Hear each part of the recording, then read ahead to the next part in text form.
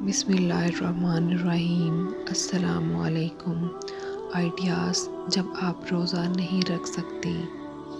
رمضان المبارک ایک بابرکت مہینہ ہے اور میری اسلامی بہنیں اس مہینے کو حیض کا عذر بنا کر اس میں ملنے والے اجر کو ضائع کر دیتی ہیں۔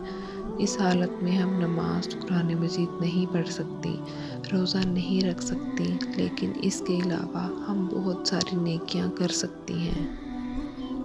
روزہ داروں کی خدمت۔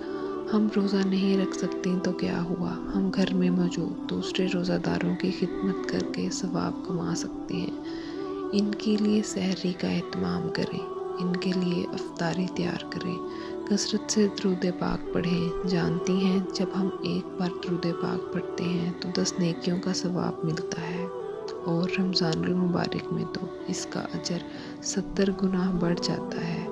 اٹھنے بیٹھنے، کھانے پینے، سونے جاگنے، اسلام کرنے، اگر آپ صلی اللہ علیہ وآلہ وسلم کی زندگی کو نمونہ بنا کر ان کی پیروی کریں، جب آپ باسنت ہوں گے تبھی آنے والے اسلام کی نسل سنتے سیکھے گی، کیونکہ بچے کے لیے ایک ماں ہی سب سے پہلا مدرسہ ہوتا ہے۔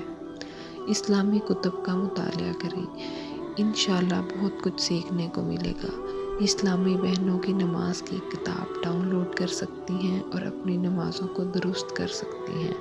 قصص الانبیاء پڑھ سکتی ہیں۔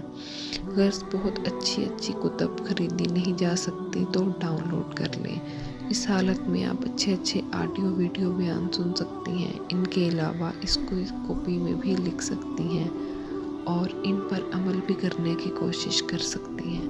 اس کے علاوہ عمل خود بھی کریں اور دوسروں تک بھی پہنچائیں۔ اس سے دین کے علم میں اضافہ ہوگا۔ اپنی زبان پر ہر وقت ذکر رکھیں۔ حیض کی حالت میں آپ پہلا کلمہ، تیسرا کلمہ، لا حول ولا قوت، اسماء الحسنی، اللہ کے 99 نام، درود شریف، استغفر اللہ، قرآن مجید کو بھی سن سکتی ہیں، بس قرآن مجید کو خود پڑھ نہیں سکتی۔ اللہ تعالیٰ کے 99 ناموں کو بما ترجمہ یاد کریں۔ اللہ کے ہر ایک نام میں طاقت پوشیدہ ہے، ان میں بے شمار برکتیں چھپی ہیں۔ کسی بھی اللہ کے نام کی تسبیح کا ورد رکھیں، جیسے یا اللہ، یا رحمان، یا رحیم۔ بعض بہنیں یہ سوچتی ہیں کہ یہ اللہ کی طرف سے سزا ہے، تو ان کے لیے یہ پیغام، یہ کیسے سزا ہو سکتی ہے؟ آپ اس وقت بھی تو اللہ کا حکم مان رہی ہوتی ہیں۔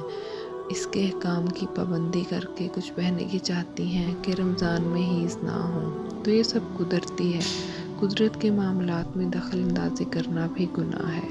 کچھ بہنیں حیض کی وجہ سے رمضان کو غفلت میں نکال دیتی ہیں۔ ان کا یہ خیال ہوتا ہے کہ اس حالت میں کیا نیکیاں ہوں گی، جبکہ ایسا نہیں ہے۔ اس حالت میں بھی بے شمار نیکیاں کمائی جا سکتی ہیں۔ صدقہ خیرات کرنا بھی نیکی ہے۔